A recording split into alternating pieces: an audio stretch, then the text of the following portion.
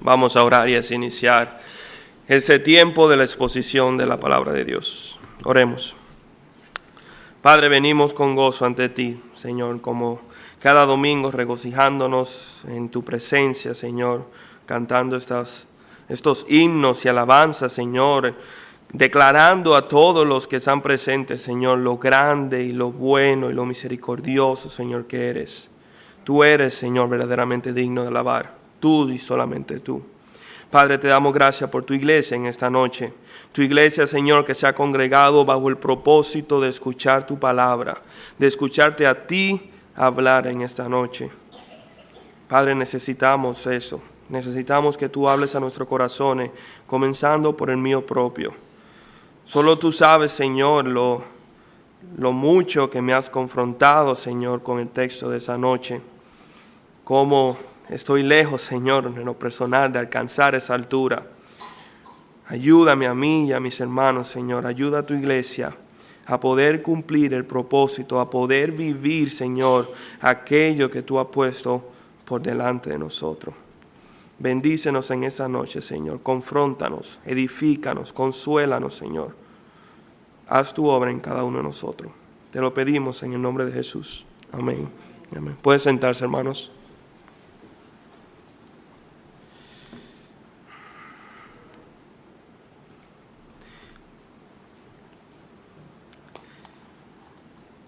Pensando en el tema que nos compete en esta noche, me vino a la mente una experiencia que he vivido en el pasado, una experiencia un poco desagradable. Nuestra cultura dominicana, nuestra cultura caribeña, pero más dominicana que otra cosa, promueve mucho lo que es una persona que sea viva. Nosotros aquí en Santo Domingo y en toda parte dominicana denominamos a tales personas como tigres, aquellas personas que son vivas, aquellas personas que buscan de una forma u otra obtener aquello que se propone. Y yo recuerdo, y le hago esta anécdota, en un tiempo de mi vida en el cual me tocaba visitar mucho lo que era el mercado modelo. Y me tocaba visitar el mercado modelo con turistas o extranjeros. Y si alguna vez han ido allá, ustedes sabrán que tan pronto aparece una persona que aparenta extranjero, le caen como pirañas. Le tratan de vender todo, y yo sentía el compromiso de tratar de procurar que si ellos quieren comprar un regalo o un objeto, de que no sean extorsionados, de que no sean abusados, de que puedan pagar verdaderamente el precio justo. Y la primera vez fue interesante, la segunda también, pero ya con el tiempo se devolvió difícil y desgastante hasta el punto que yo tomé la decisión de simplemente no ir. Y cuando me tocaba ir, prefería quedarme afuera a no tener que entrar y regatear y pelear con los vendedores para que le den el justo precio a esos extranjeros. ¿Y por qué digo esto? Porque la bienaventuranza que nos toca estudiar en esta noche habla directamente a ese carácter. Habla directamente a esa forma de vivir, a esa forma de pensar, a esa forma de manejarnos, la cual nos dice que tenemos que ser vivos, que tenemos que ser tigres, por así decirlo, que tenemos que tener coraje y ser osados para poder conseguir aquello que necesitamos o aquello que nos proponemos. Pero esa es la mentalidad del mundo, y como vamos a ver en esta noche, y la palabra nos enseña, no es la mentalidad de Cristo. Les voy a invitar que me acompañen al libro de Mateo, Mateo capítulo 5.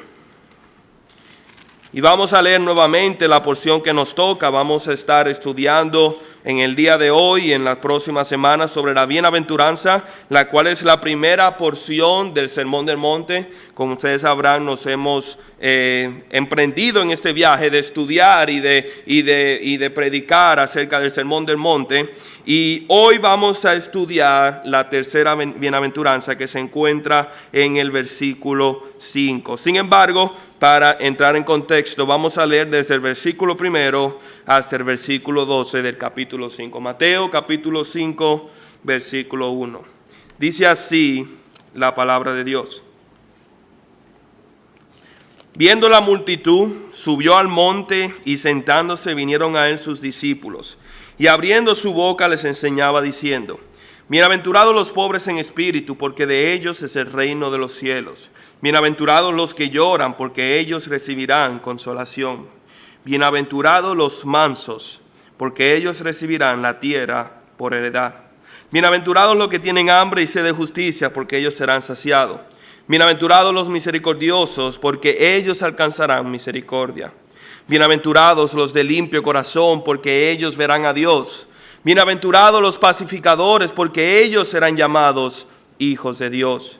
Bienaventurados los que padecen persecución por causa de la justicia, porque de ellos es el reino de los cielos.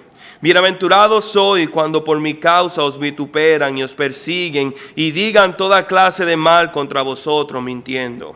Gozaos y alegraos, porque vuestro galardón es grande en los cielos, porque así persiguieron a los profetas que fueron antes que a nosotros. Que Dios bendiga su santa palabra.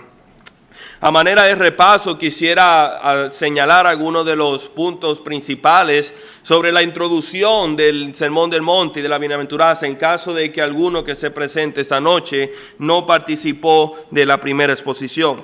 Nosotros habíamos hablado que el tema principal del libro de Mateo es el reino de Dios que ha llegado a la tierra. Mateo fue escrito a una audiencia judía y por ende hace mucha referencia a lo que es la genealogía, las profecías y esa promesa del reino de Dios que iba a venir por medio del Mesías. Pero cuando vemos aquí que se anuncia, por ejemplo en Mateo capítulo 4, versículo 17, que Juan el Bautista dice: arrepentíos porque el reino de los dioses se ha acercado. Y después Jesús, unos versículos más adelante, predica y dice aquí, predicando el evangelio del reino, diciendo que también se había acercado. Vemos aquí que se cumple la profecía del Antiguo Testamento y ha llegado aquel reino que toda la nación de Israel tanto esperaba. Aquel reino que ellos estaban anhelando con ansias para llegar y poner orden en la tierra, ya había llegado. Pero la diferencia era que este reino no era como ellos esperaban. No era un reino el cual iba a venir y a derrocar al reino de los romanos, como ellos pensaban. Y tampoco iba a ser un reino en el cual uno iba a ganar premios o posiciones o galardones en base a su justicia y sus méritos terrenales. Sino que era un reino completamente diferente al que ellos pensaban.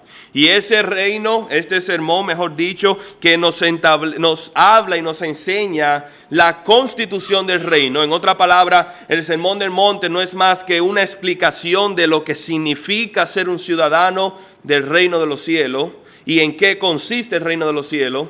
Vemos que entonces aquí llega el Señor Jesucristo e introduce el reino por medio de las bienaventuranzas.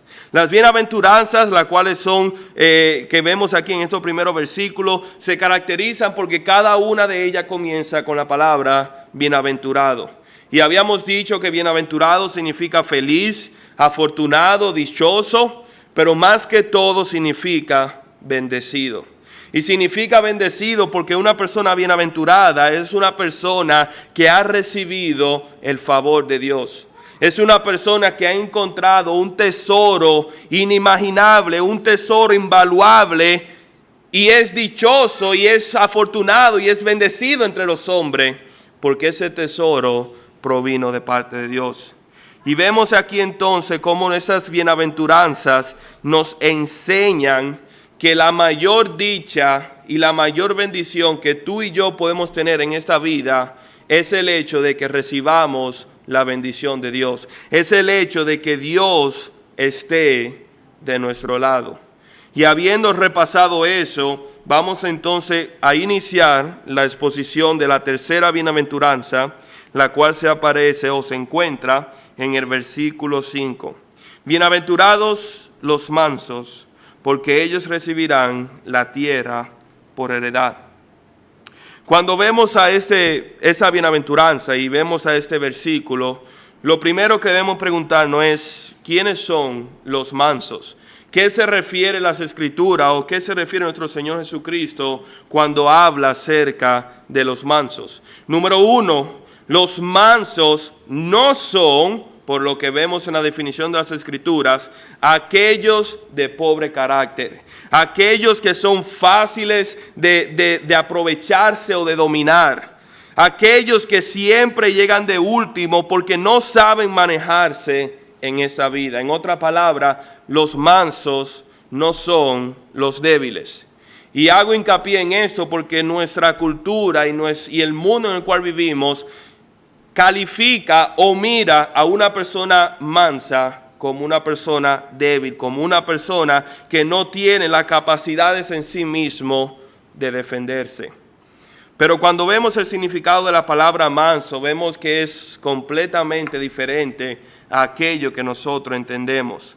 La palabra manso en el griego significa suave y gentil. Y en otras palabras de las Escrituras también se traduce como humilde. ¿Y cuál es la idea de una persona o de una cosa que es mansa o que tiene mansedumbre? Esta palabra se usaba en el antiguo, en aquel entonces, en la antigua tierra de Palestina, para hacer referencia a aquellos caballos que habían sido domados. Aquellos caballos con toda su fuerza, con todo su ímpetu, que de una forma u otra habían sido quebrantados y habían sido domados por sus dueños. Manso habla de algo o alguien que tiene el potencial de ser poderoso, pero se convierte en suave y gentil. Por ejemplo, un viento o una suave brisa que puede refrescarnos en una tarde calurosa no es lo mismo que los vientos huracanados que tienen la potestad de romper y de quebrantar todo a su paso. Una llama de una vela que puede alumbrarnos en la noche y iluminar nuestra casa no es lo mismo que tomando esa misma llama e incendiar un bosque, el cual crea destrucción y arrasa con todo lo que está por delante. O el sonido de un pajarito en la mañana, un sábado por la mañana cuando nos levantamos, pero no se compara al sonido de un trueno, de un relámpago cuando cae en medio de la noche. En otra palabra, la palabra manso habla no de una ausencia de poder, sino que habla de un poder que está bajo control. De algo o alguien lo cual es poderoso, como es el fuego, o como es un caballo, o como es el sonido, o como es el agua o los vientos, pero que en vez de manifestar su poder destructivo, ha sido apaciguado. Es manso, es gentil, es suave. Y nosotros vemos este ejemplo en nada más y nada menos que nuestro Señor Jesucristo. Y vamos a hacer referencia en varias ocasiones al carácter de Jesucristo, porque si vamos a hablar de mansedumbre, tenemos que ver a aquel quien fue completamente manso, aquel quien nos modeló su vida en cómo debemos de vivir. Jesús dijo de sí mismo en Mateo capítulo 11, versículo 29, lo siguiente. Él dijo: llevad mi yugo sobre vosotros y aprended de mí, que soy manso y humilde de corazón, y hallaréis descanso para vuestras almas. Aprended de mí, dice, porque yo soy manso y humilde. Y es interesante que Jesús diga estas palabras. Aquel que tiene autoridad sobre la tormenta para cesarla, aquel cuyos demonios se humillaban y se postraban ante la sola presencia de Jesús, aquel quien sanó a los enfermos y resucitó a los muertos solamente con su voz, aquel que dice la palabra que ante él toda rodilla se doblará. Él mismo se califica y se presenta como manso y humilde de corazón. No cabe ninguna duda de que Jesús no era una persona débil. No cabe ninguna duda de que Jesús no tenía la capacidad de defenderse a sí mismo. Sin embargo, y como vamos a ver más adelante, por motivos mayores a él, que era cumplir la voluntad de su Padre, Jesús se humilló y se hizo manso.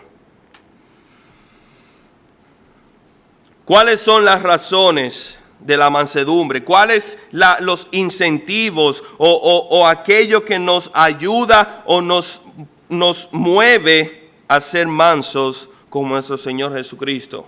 Número 1, podemos decir que es un conocimiento pleno de quién es Dios. Un conocimiento pleno de quién es Dios en nuestra vida. Número 1, cuando entendemos de que Dios es la autoridad en nuestra vida. Y cuando digo la autoridad me refiero a todas y cada una de las áreas de mi vida están bajo la directa autoridad de Cristo Jesús y de Dios el Padre y de Dios como Dios Trino. Y no solamente que la autoridad de Dios está en mi vida, sino el hecho de que yo fui creado y fui salvado para gloria de su nombre. En otra palabra, la razón por la cual estamos aquí en la tierra es con el propósito de que podamos glorificar al Señor. Número 1, arrepintiendo de nuestros pecados y viniendo a los pies de Cristo, proclamando el sacrificio que hizo y recibiendo la salvación que Él nos ofrece por medio de Jesucristo y por medio de la fe. Pero número 2 también es cumplir el propósito que Él ha puesto por delante de nosotros. Y cuando nosotros cumplimos ese cometido y cuando nosotros somos obedientes a Cristo y nosotros exaltamos y honramos su autoridad y entendemos que ese es nuestro lugar, entonces seremos mansos. No solamente es el hecho de entender que Cristo es Dios y que Dios es la autoridad sobre mi vida, sino que es también ver cómo eso se manifiesta en mi vida. Y es interesante porque esta bienaventuranza es el resultado de las dos bienaventuranzas anteriores. Y eso es algo fascinante que vamos a ver a través de este estudio, de ver cómo una bienaventuranza lleva a otra bienaventuranza y otra bienaventuranza. No se puede ser manso, no se puede ser humilde de corazón si primero no hemos declarado nuestra insuficiencia espiritual. Si primero no hemos reconocido de que en nosotros no existe lo que se necesita para agradar al Señor. Y una vez que entendemos de que no lo tenemos, y una vez que entendemos nuestro pecado y la causa de nuestro pecado y el peso de nuestro pecado, y como dice la segunda bienaventuranza, y lloramos por nuestro pecado, solamente en ese momento que hemos sido quebrantados con la idea de quién somos nosotros, podemos verdaderamente mirar a Dios y aceptar su autoridad. Podemos verdaderamente mirar a Dios en mansedumbre y en humildad. La mansedumbre del cristiano, dice un comentarista, la mansedumbre del cristiano brota del sentido de inferioridad de la criatura ante el Creador y específicamente del pecador ante el santo Dios. Es decir, el sentido de humildad, el sentido de ser manso es más que nada una respuesta a ver a Dios y vernos a nosotros mismos y decir, Dios es mayor y yo soy menor. Y tengo que aceptar que ese es mi lugar en la creación. Por eso decimos también que ser manso es someternos a la voluntad divina de Dios. Un alto conocimiento de Dios produce una baja estima de nosotros. Pero también sucede lo contrario. Una alta estima de nosotros produce un bajo entendimiento o apreciación de Dios. Sumisión a la voluntad de Dios significa que yo reconozco que hay un fin o un objetivo mayor, mejor y más importante fuera de mí. Es reconocer de que el mundo no gira alrededor de mis deseos o anhelos o de lo que yo quiero en esta vida, sino que existe un fin, que existe un objetivo mayor a mí. Es entender el propósito de esta vida, el hecho de que lo que yo deseo es secundario a lo que Dios desea de mí. Lo que el Señor me ha llamado a hacer y hacer tiene prioridad sobre cualquier cosa que yo pueda decidir. Eso es ser manso. Y un ejemplo donde vemos esto muy a menudo es en los soldados.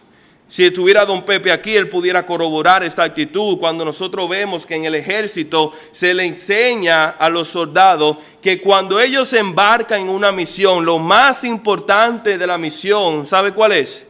Cumplir la misión. Y es tan importante que si es necesario que demos nuestra vida por la misión, lo tendremos que hacer. Si es necesario de que tengamos que sacrificarnos nosotros mismos con tal de poder cumplir la misión que se nos fue encomendado, lo haremos. ¿Por qué? Porque no se trata de mí, no se trata del soldado Eddie Hill, no. Se trata de cumplir la misión que se nos fue dado por nuestro comandante. Pero vamos a llevar esto un poco más adelante. En nuestra propia vida vemos esto, cómo se especifica.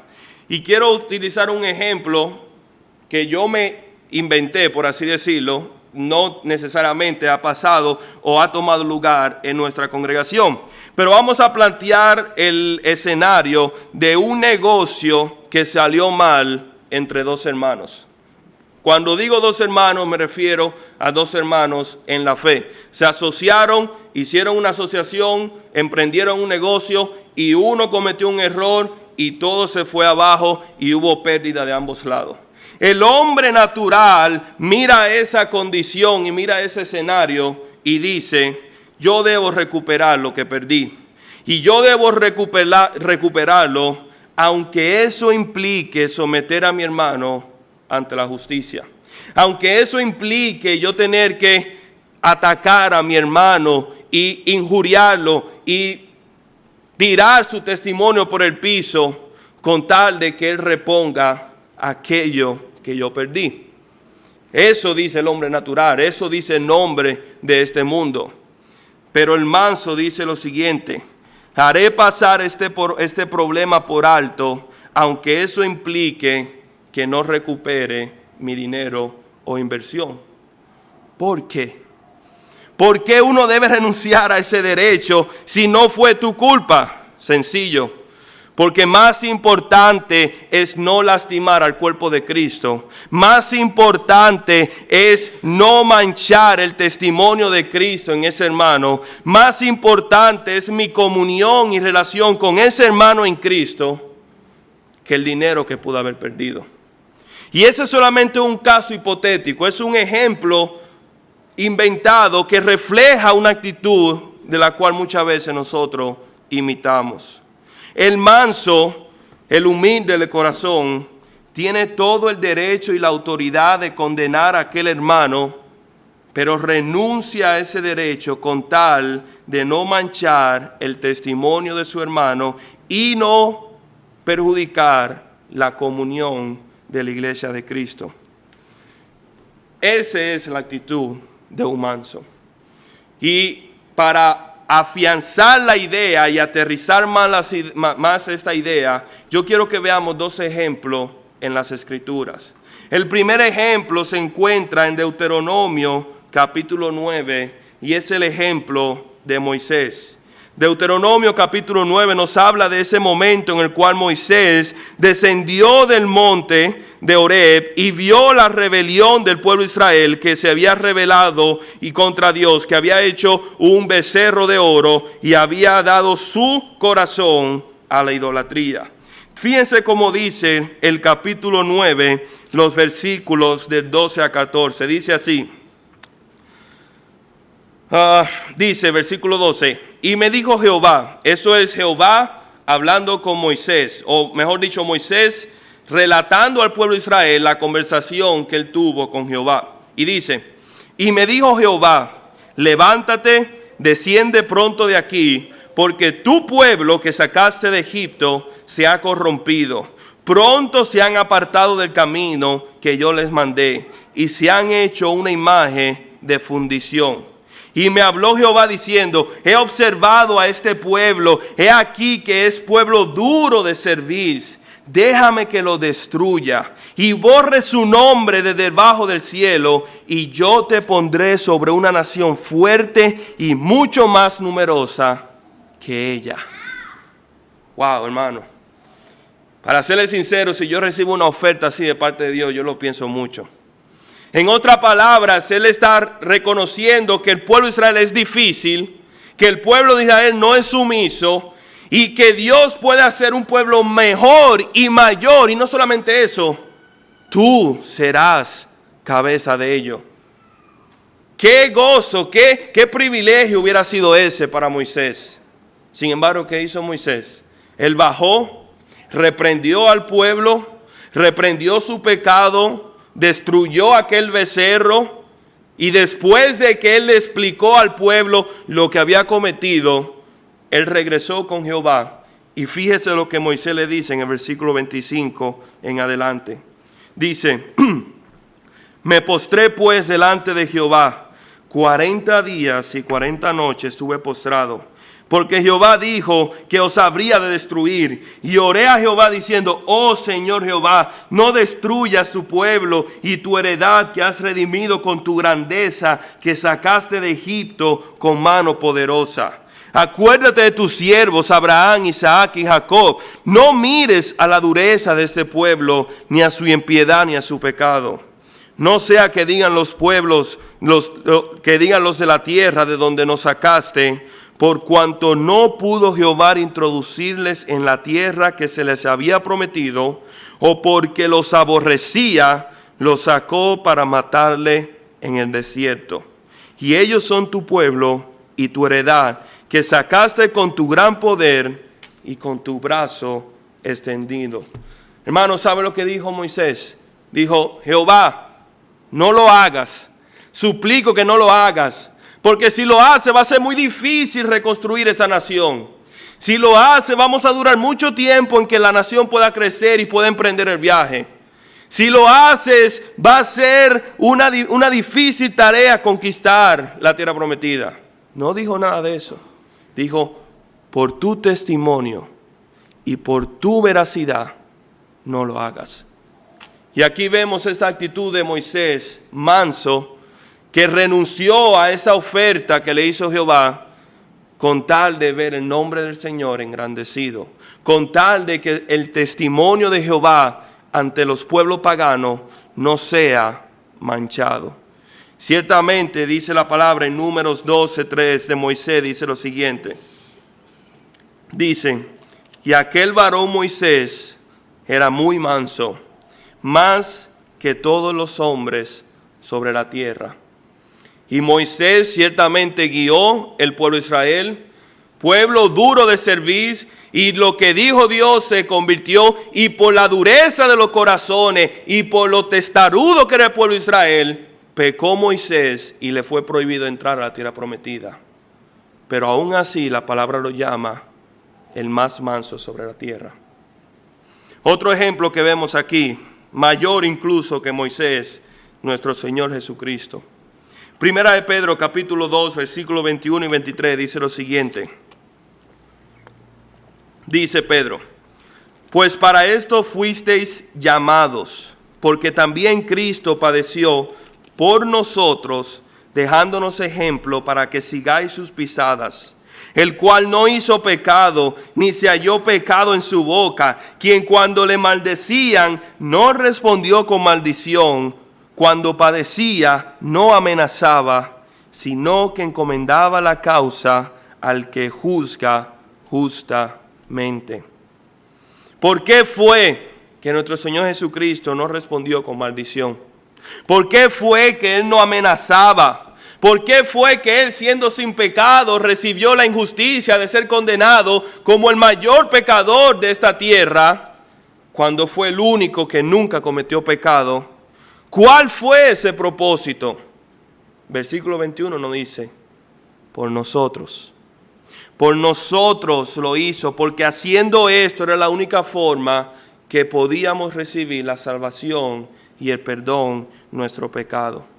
Y Jesucristo, el cual dice él mismo que es manso y humilde de corazón, renunció a su derecho de defenderse, renunció a su derecho de tener la razón, renunció a su derecho de que se le haga justicia y permitió que se le haga injusticia, todo con tal de someterse a la voluntad del Padre y cumplir aquello para lo cual él había sido enviado. Hermanos, ciertamente esto es difícil de aceptar. Y yo lo digo con toda sinceridad porque, como hablaba al principio, me cuesta tener que imitar esa actitud. Me aterra el simplemente hecho de pensar lo que pudiera pasar si tomamos e imitamos la actitud de Cristo. Pero es lo que Dios espera de nosotros. Es difícil de aceptar, pero es más difícil de hacer. Y el mundo no reconoce ni promueve los mansos. Y hermano, esta es la razón por la cual Dios nos llama bienaventurado. Esta es la razón por la cual Jesús nos llama bienaventurado. Cuando nosotros pensamos en los emprendedores de este mundo, cuando pensamos en los empresarios o líderes o gobernantes, pueden que nos vengan muchas cualidades a nuestra cabeza, pero manso no es una de ellas. Mansedumbre no es una de ellas. La tierra está reservada para aquellos que son osados, para aquellos que son oportunistas, que tienen determinación, que dicen, como dice el dicho americano, que agarran la vida por los cuernos. Por lo menos eso es lo que se promueve. Y no hay que ir muy lejos para ver los ejemplos. Cuando salimos en la calle y tomamos un vehículo y comenzamos a manejar, y ahí en esa avenida 27 de febrero, vemos esa guagua, cómo hace esos cortes de pastelito y andan haciendo espagueti por esa calle. ¿Por qué? ¿Cuál es la razón? ¿Cuál es el motivo de tener que ser tan temerarios en el guía y poner la vida de los demás en peligro? ¿Por qué no pueden ser mansos? Bueno, porque de eso depende que ellos lleven la comida a su casa. De cuántos pasajeros recojan dependen si se van a pagar las facturas o no. Pero eso es lo que el mundo promueve, eso es lo que el mundo cultiva y eso es lo que el mundo siembra y cosecha. Pero nosotros vemos que no es así en el reino de los cielos. Bienaventurados, dice la palabra, bienaventurados los mansos, porque ellos recibirán la tierra por heredad. Y aquí viene esa bienaventuranza y nuestro Señor Jesucristo, que aquel manso, aquel que el mundo se aprovecha y aquel que el mundo va a sacarle beneficio, dice, es aquel que va a heredar la tierra. Y esto suena como una paradoja, que los mansos hereden la tierra. Si algo nosotros tememos sobre la mansedumbre, es precisamente esto, que nos despojen de lo nuestro. Si algo nos viene a la mente cuando pensamos en que tenemos que ser manso, es decir, si soy manso, estoy dando oportunidad para que alguien se aproveche de mí, para que alguien me despoje de lo que es mío y ese miedo de perder aquello por lo cual yo he trabajado. Dice aquí miedo a que los demás se aprovechen de nuestra mansedumbre y miedos a ser privados por aquello que hemos trabajado tanto. Pero hermano, quiero hacerle una pregunta. ¿Qué podemos perder en esta vida que no sea 1000 veces mejor en la presencia de Cristo? ¿Qué podemos nosotros perder aquí que no sea recompensado 1000 veces más en el reino de los cielos? ¿Dinero? Dice la palabra, no hagamos tesoro aquí en la tierra, donde la polilla y el orín corrompe, sino hacerlo en el cielo. Nuestra reputación, Pablo dice que su reputación era más que basura y que a él le importaba más la reputación que él tenía ante Cristo que la reputación que tenía ante los hombres. O mi orgullo, si soy manso, voy a perder mi orgullo ante los hombres. Bien, el orgullo es pecado como quiera, o sea que en esa parte no hay ningún problema. Que perdamos el orgullo delante de los hombres. Para poder alcanzar lo que no tenemos, es necesario que nos desprendamos de lo que ya tenemos. Para poder alcanzar aquella tierra como heredad que el Señor ha prometido, es necesario que seamos mansos y que nos desprendamos de aquello que pensamos que ya tenemos. Porque solamente así seremos bienaventurados. Me llama la atención mucho la frase o el nombre que hace aquí referencia a la tierra. Los mansos son bienaventurados porque de ellos es heredad la tierra. Y este versículo, esta bienaventuranza, hace una relación directa a un salmo, Salmo 37:11, que dice lo siguiente: pero los mansos heredarán la tierra y se recrearán con abundancia de paz. Y cuando el salmista dice en este salmo que los mansos heredarán la tierra, esa tierra al cual el salmista hace referencia es la tierra de Canaán. Es la tierra prometida por Dios a su pueblo. ¿Y qué es la tierra prometida para Israel? Sencillo. La tierra prometida era vista como la bendición de Dios, el sello de autentificación y de agrado contra su pueblo. Es vista también como el descanso del pueblo de Dios, aquella ciudad, aquella tierra donde podemos descansar. Y no solamente eso, sino que también representa la prosperidad de parte de Dios. Como el Señor decía, aquella tierra donde fluye leche y miel. Pero nosotros no anhelamos la tierra prometida de Canaán. No anhelamos y no heredaremos la tierra de Palestina. Entonces, ¿cuál tierra heredaremos? Bueno, número 1, heredaremos las bendiciones de Dios en nuestra vida. Heredaremos el descanso eterno de nuestras almas. Y más que todo, y más rico que cualquier riqueza en este mundo, heredaremos las riquezas espirituales en Cristo Jesús. Esta tierra que dice aquí que es de heredar a los mansos no es este mundo terrenal, sino la patria celestial. Y esa patria celestial es la que anhelaban los héroes de la fe en Hebreo capítulo 11. Y fíjense cómo dice Hebreo capítulo 11, versículo 9 y versículo 10, habla de ese anhelo del patriarca Abraham. Dice así: por la fe, haciendo referencia a Abraham, habitó como extranjero en la tierra prometida, como en tierra ajena, morando en tierra con Isaac y Jacob y coherederos de la misma promesa. Y dice, porque esperaba la ciudad que tiene como fundamentos, cuyo arquitecto y constructor es Dios. No la tierra prometida donde hay pastos y donde hay descanso y donde hay mucha tierra. Más allá de la tierra física, dice aquí que ellos esperaban aquella tierra cuyo arquitecto y constructor era Dios. Más adelante dice también en el versículo 13 y 16, conforme a la fe murieron todos estos sin haber recibido lo prometido, sino mirando de lejos y creyéndolo y saludándolo y confesando que eran extranjeros y peregrinos sobre la tierra. Porque los que de esto dicen claramente dan a entender que buscaban una patria, pues si hubiesen estado pensando en aquella de donde salieron, ciertamente tenían tiempo de volver. Pero fíjense lo que dice el versículo 16. Pero anhelaban, ¿qué anhelaban? Una mejor tierra. Esto es celestial. Por lo cual Dios no se avergüenza de llamarse Dios de ellos, porque les ha preparado una ciudad.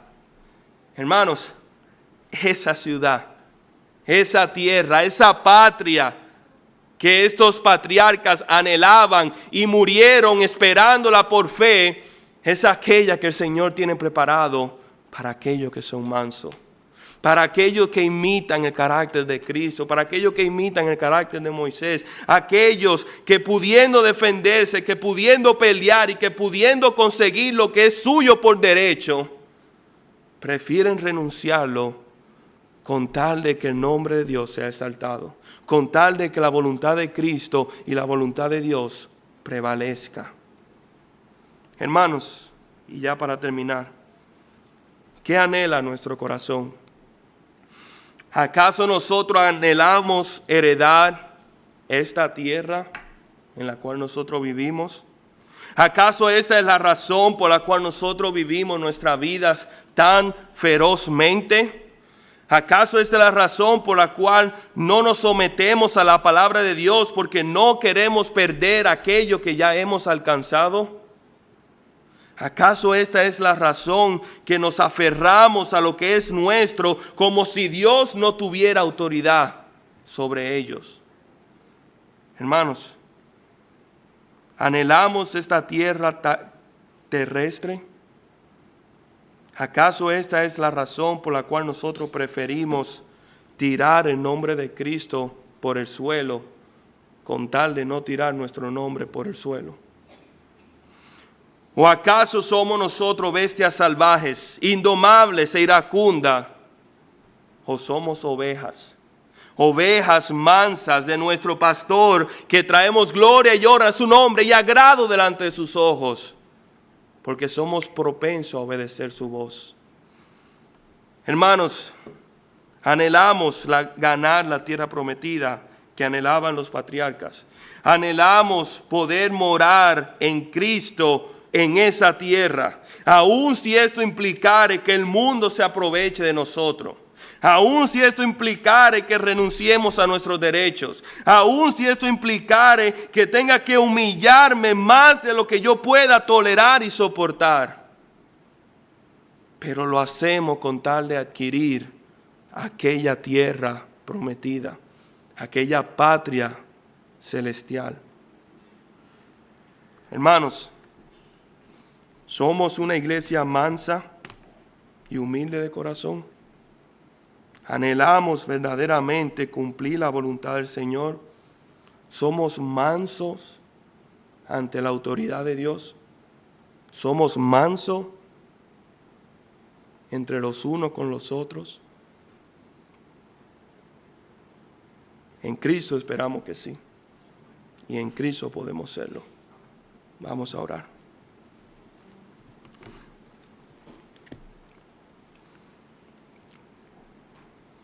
Padre amado, perdona, Señor, nuestro pecado.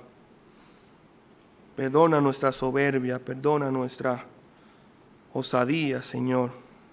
Perdona nuestro deseo de imponernos en este mundo a cuesta, Señor, de manchar y de tirar tu nombre y testimonio por el piso. De querer jugar el juego de este mundo conforme a las reglas de este mundo, sin darnos cuenta, Señor, de que ni siquiera debemos jugar ese juego. Padre, perdónanos. Ayúdanos, Señor, que tu Santo Espíritu nos humille y nos ayude verdaderamente a ser manso. Que podamos, Señor, contemplarte, que podamos mirar tu soberanía, que podamos mirar tu grandeza y reconocer que nuestro lugar apropiado en esta creación es a tus pies, Señor, cumpliendo tu voluntad y lo que tú hayas determinado en nosotros. Padre, ayúdanos porque es contra nuestra naturaleza que debemos hacerlo. Pero confiamos, Señor, en la promesa de que tu Santo Espíritu nos capacita y aquel que comenzó la buena obra en nosotros será fiel para terminarla. Padre, te damos gracias y en esto confiamos, Señor, y a esto nos aferramos. En el nombre de Jesús. Amén.